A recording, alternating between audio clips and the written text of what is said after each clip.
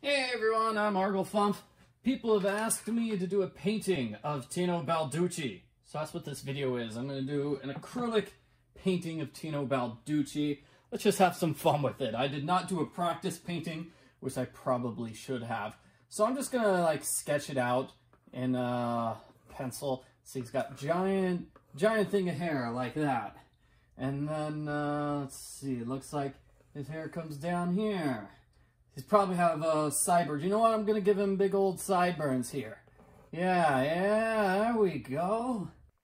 You can barely see the pencil drawing I made, so I'm going to fast forward through this part of the video. I spent 3 minutes drawing this sketch. So there we go. How's that? So, wow! All of that is barely visible. Okay. I just took a second to take a look at my canvas. That's beautiful, that's beautiful. So, what I'm going to do is take my colors. Let's start with some black here. So, his hair is mostly black except for here where it's sort of bluish. We've got dark blue there, and it kind of actually matches his coat, that dark blue. His eyebrows, of course, are the same color. So I'm going to start with mostly black here. So I'm just going to take black, fill in pretty much everything with black. And where is a good brush? Here's a brush. Got my brush here. And let's just go for it. Yeah, see, and I'm careful to cover up those original pencil lines. That's what I'm being careful. I do like this little effect I'm getting here. By moving my brush like this, the bottoms of his sideburns are looking pretty awesome there. Yeah, I like that. I wasn't trying for that, but that's a cool effect. I'm going to keep going with that. I was just turning my brush sideways because if I did it like this, I'd be covering up most of his face. All right, so just straight black here. Need a little bit more. Just straight black for that part of his hair. And again, I've got a pencil line here. I've got to cover that pencil line up. And so his hair is magically just getting larger because of that. Now let's see if I can fix the messed up sideburns here on the left-hand side. I want to make sure they're the same height, generally the same height as the sideburns on the right. Because Tino, you know, he cares about how he looks, man. He doesn't want to look like a slob, right? He doesn't show up at the police office being a slob, right? Wants to look nice and fancy. So, make sure he gets his hair cut on time.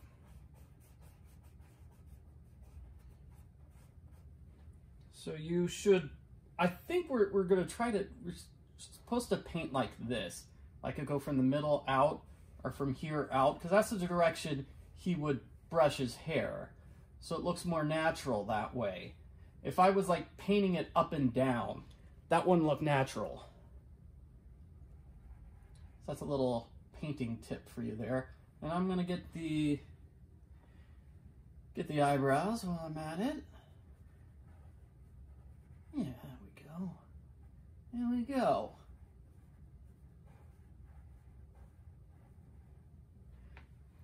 Gosh, you know, and then when I show this painting to people, I sure hope they recognize it's Tino Balducci, because I have a feeling I'll show this painting to my wife, and she'll be like, hey, why'd you draw a painting of Elvis? And I'll be like, it's not Elvis! It's not Elvis. I bet Tino likes Elvis, though. Tino probably listened to Elvis a lot growing up, eh?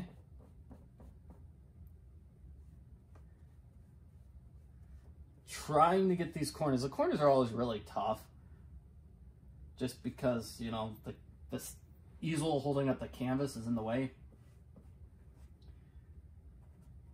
So one way I could have made it easier on myself was not draw those lines at the bottom, the ones I have to cover up. Another way you could make easy on yourself is you do that pencil outline, right? And then you just draw the background. Then you just draw the background in. And then you let that dry before painting anything else. That is one way to go about it. That is not the way I chose.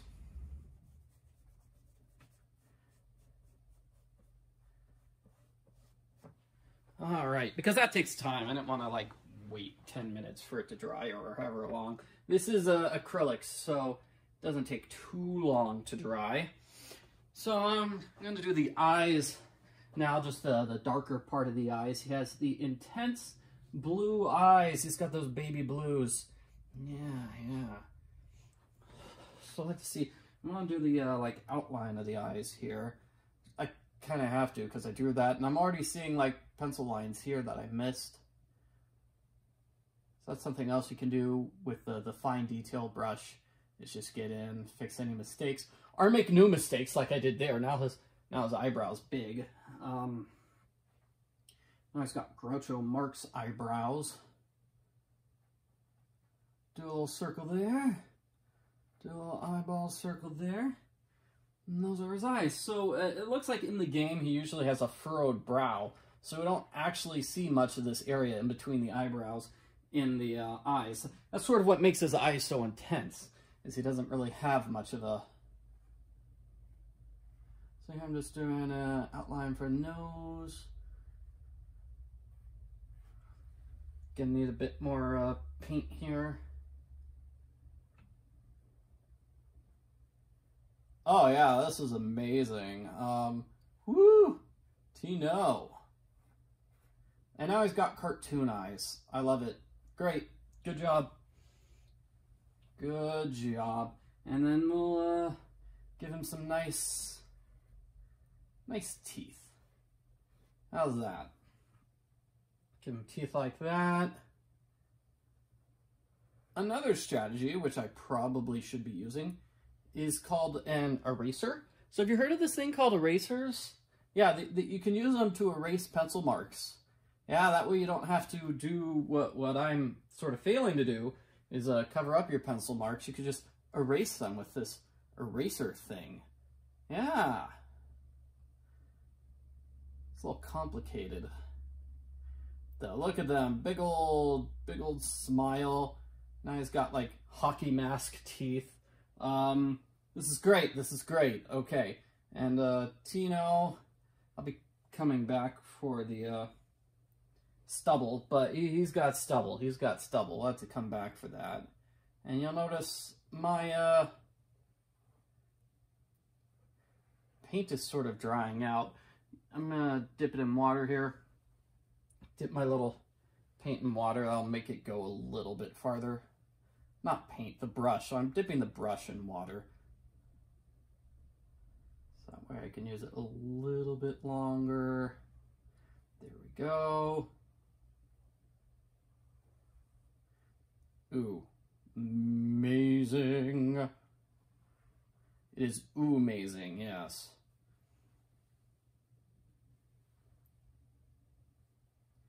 La la la la la la. All right, there we go. There's Tino. Just fill in some of the spots because it's like there's like holes in the eyeballs and the area surrounding the eyeballs there. There we go, and that's sort of Tino. I don't know. That sort of looks like the character from the Munsters or something, like Herman Munster right there. So I'm going to take a little bit of blue. I'm going to mix my blue with my black on my little palette here. So I'm going to take some of that because I had way too much black. I need to save some of the black because I am going to use it later for stubble. But here, just going to take that black, going to mix it with some blue. You could also try doing this with the brush. Can you see this? Is this visible on camera? There we go. It is visible on camera. Like, you could just take the brush too and mix it like that. La la la la la la la. Some people are braver than I am, and they can do the mixing on the canvas. So instead of doing it on the palette here, they do the mixing on the canvas. I have no idea how they do that, honestly. That's a bit too complicated for me. But okay, so this should be a mixture of bluish and blackish.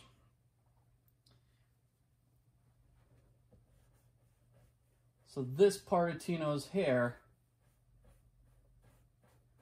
going to be a slightly different shade of color than the other. It's going to make it look nice. Make it look more detailed. Because hair is rarely all just one shade, right? Usually hair has a bit more depth to it. And that looks good, so I'm going to try to like maybe add a bit more here, this bluish black, just all the way through. And if I had like hours upon hours to perfect this painting, I'd do a couple of shades, right? I wouldn't do just black and then black blue. I would do like 4 different shades of that and mix them around in the various areas. So like this would be the lightest part, and then the darkest part would be like over on the left, depending on where the light source is, too. And this area was more bluish black. His sleeves. There we go. Maybe get some on his eyebrows.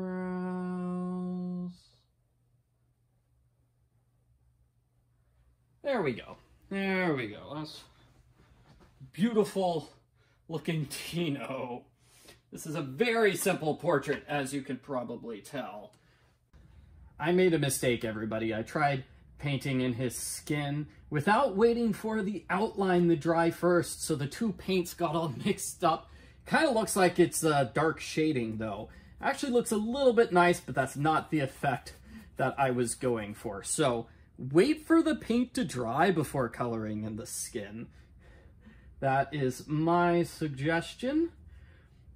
For his skin color, he's got a tan going on. He's got a nice tan.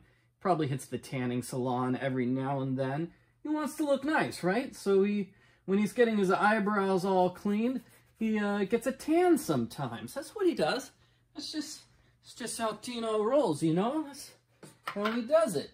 It looks like this big brush is not the best. I mean, it's good for these areas, but I don't have a lot of area in between the eyes. I should probably switch to a smaller brush.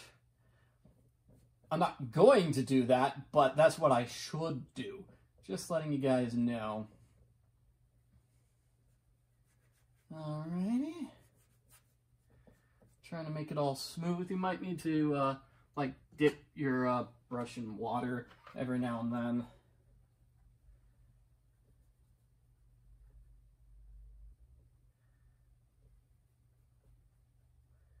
Yeah, that's definitely what I should be doing. See, my paint, I waited for all the paint to dry, right? But then this paint color that I mixed for his skin color, that also dried. And then, oh dear.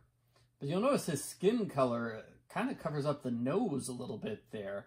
Huh, that was unintentional. So to get this skin color, mix a little bit of a portrait pink with some brown and yellow. Tino has like 2 different colors. If you just look up Tino Balducci pictures on Google, which is what I did, you get like 2 basic pictures for Tino. You know, one of them he has really light skin, and then the other he has really dark skin. I guess it just depends on the shading, because he's in 2 different areas in that game. You see him in his cabin. He hangs out in his normal cabin, and then he also hangs out in the area during the opening cutscene. See, that's what happens. That's what happens. So that wasn't dry, so you'll notice that big blob of undry paint. Wet paint. The word is wet, not undry. The wet paint just went over there, and now we've got like this big black blob in the middle of his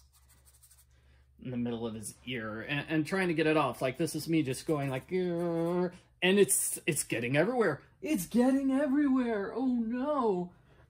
So one thing you do is get a different paintbrush, which I'm not doing, or just, you know, wipe off your paint in your water cup. You can't see, but there's a water cup there. Sorry, I probably should have said that earlier. Why? I bet people are asking, it's like, why is Michael just gesturing towards that area or leaning his arm there, it's because there's a water cup there. So I feel like with the sideburns, what you do is you switch over to the smaller brush, and then just do those sideburns very, very carefully, because I sort of gave them triangular edges.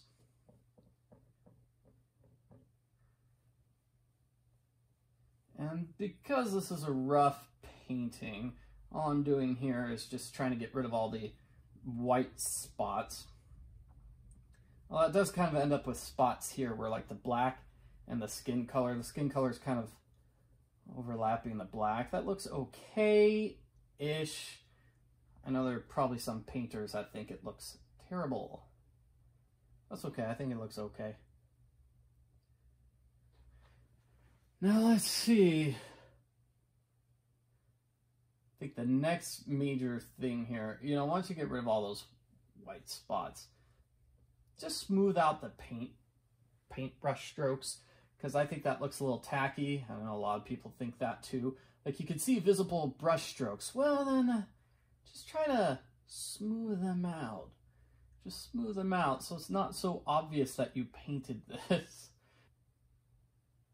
One strategy for that. Actually, you know what? Let me do the easier strategy for that. I know this works with oil paint. I don't know if it works for acrylic paint, but you take the big brush and you can just go like lightly upon it like this. Like this. Take out the brush strokes like that.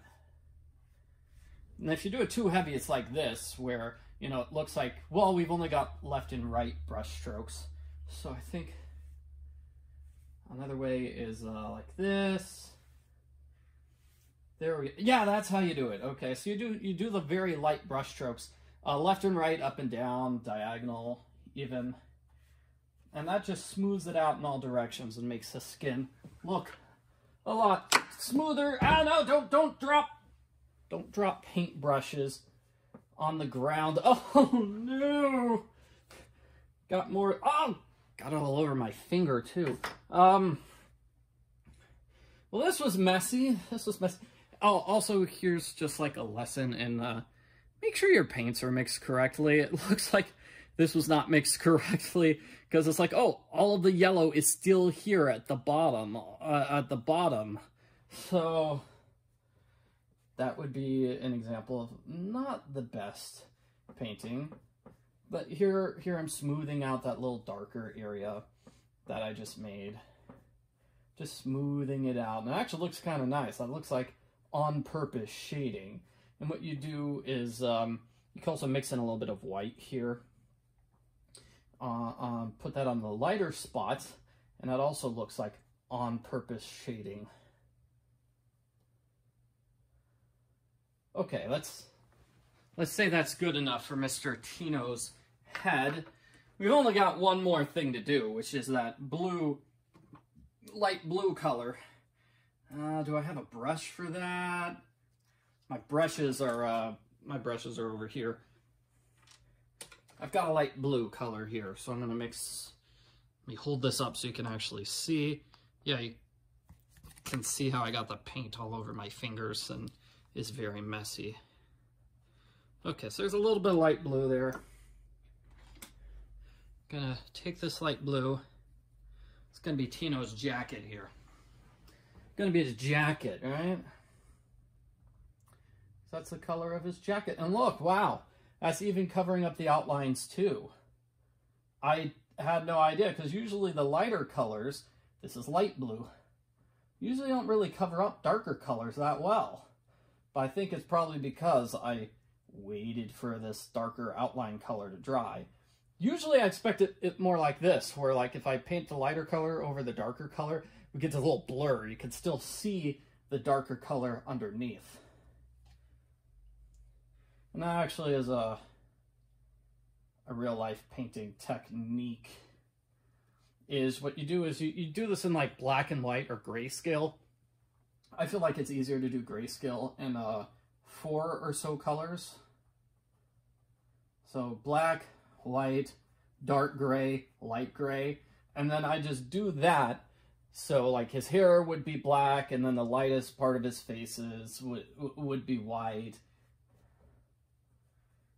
And then the grayscale goes in where it should be. And then what you do is you paint over your black and white painting with oil or transparent paints. And I'm trying to find some sort of reddish paint. I thought I had red paint here because Tino usually hangs out in front of that red area, right? So here's a red paint. Found myself some red paint.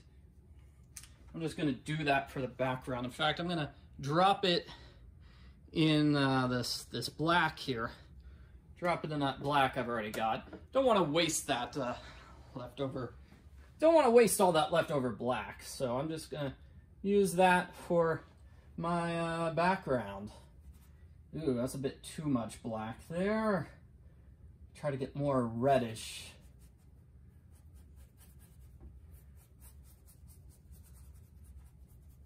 I believe this technique is called scumbling or something like that. Just sort of move the brush like that. Yeah, you can kind of see the red there, but it mostly just looks black to me. And this painting has an awful lot of black with Tino's hair and his coat. Yeah, if the entire thing had looked red like that, would have been better. Let me just dump more red. And instead of dumping the red in the black, I'll dump the red in this empty space.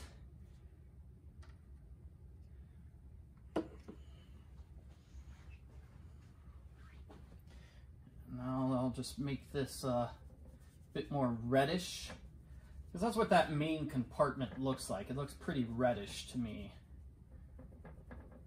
The one where you see Tino, let me see, you see Tino in the sort of reddish main dining car area at the start of the game. He's in front of like a glass case. No, he's in front of like shelves in his normal area. That's where you usually see him. Again, you can paint however you want. Painting's about having fun and doing it however you want. So if you want to do the background first, that's totally fine. That's totally fine. Might even be easier, actually. Just do the background in first. Because I know some people are a little worried about doing backgrounds. Now, just for the sake of not having a super long video again, I'm not doing the background first. But that's the technique. What you do is you draw the background.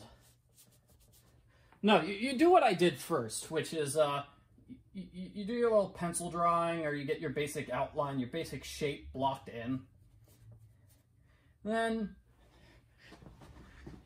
you just do the background. Then you do the background and wait for the background to dry. And that's especially useful if you're painting in oils. This was not an oil painting, so this isn't that big of a deal. But with oil painting, it's more of a big deal because it takes a lot longer for the paints to dry. Like, it takes a week, right? So you do like the background, you'd block in the basic shape, and then you'd wait like a week, and then you do the rest. The alternate technique is what I'm doing right now, which is no waiting in between the background and the foreground as much. So I have to be careful there. Now, it looked pretty nice, but it can be difficult to like adequately do that. Get this background done and at the same time. Because like, what if I go too far and I drag the background there and get it all over his coat?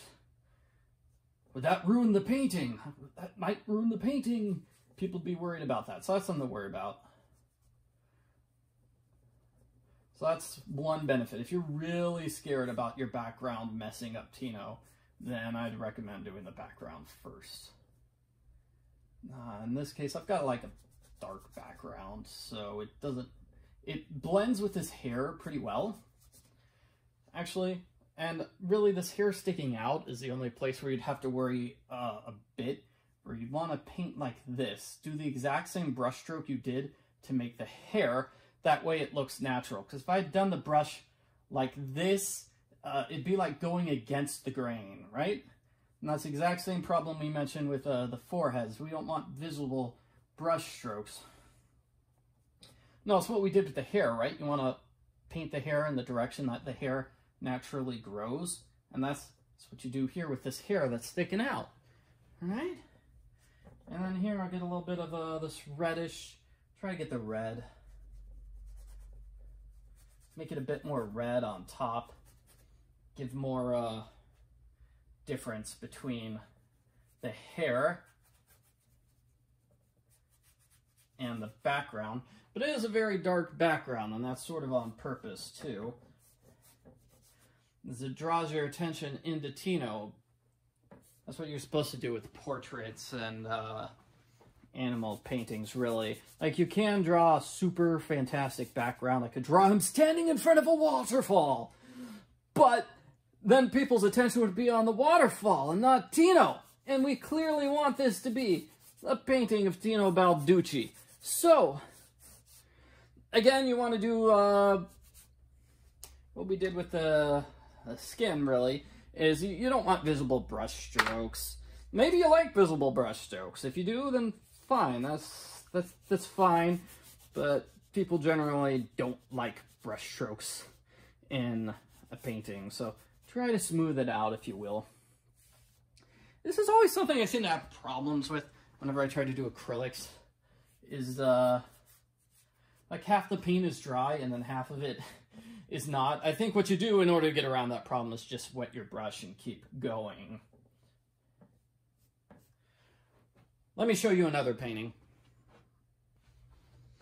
Here's my Batman painting. I did this on New Year's Day, and it's just half of the background got really dry really quickly, and so it's really hard to distinguish where the cape is and such, because things dried at the wrong time. Whereas, you know, like I said here, this didn't dry quickly enough, and then it got all over the bottom of the deck. So it's definitely something you can work out, get better at with time. I know some people have like a spray bottle. You could use a spray bottle and just spray water on the canvas that way to make an area, you know, make the paint more fluid there. That's a good technique.